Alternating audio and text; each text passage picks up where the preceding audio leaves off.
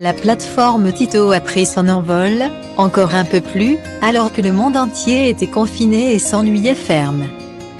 Mais il y a une irréductible chanteuse qui a refusé de céder aux sirènes du réseau social. C'est classe égale à HRL Carla Bruni. Pourtant, si vous tapez son nom dans la barre de recherche de l'application, vous trouverez bel et bien un profil officiel, suivi par 5221 abonnés, qui mentionne « Nouveau compte »,« Nouveau réseau ». Or, s'il est possible d'y apercevoir des bouts de vie de l'artiste, ceux-ci n'ont simplement pas été postés par elle. Sur le compte qu'elle gère elle-même sur Instagram, Carla Bruni a tenu à prévenir les personnes qui croiraient avoir affaire à elle. Ceci est un faux compte, je ne suis même pas sur Tito, a-t-elle écrit en anglais.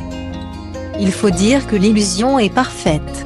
En faisant défiler sa quelques quinzaine de publications, on retrouve l'épouse de Nicolas Sarkozy à la guitare, faisant la promotion de son dernier album éponyme sorti en octobre 2020. Mais également des images de son fils Aurélien en devant, de sa fille Julia au musée et même de son chat. Des instants subtilisés sans l'accord de la chanteuse, qui a décidé de crier au scandale.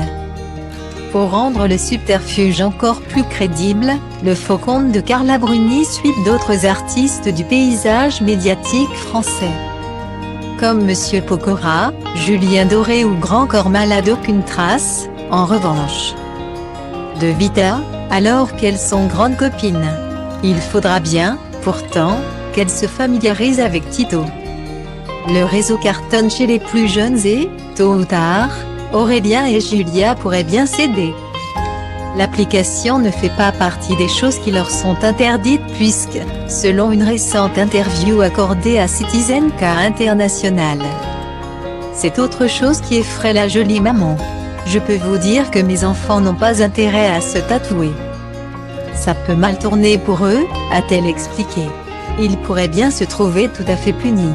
Il y a comme ça 2-3 choses qui sont interdites. L'usurpation d'identité fait sans doute partie de la liste.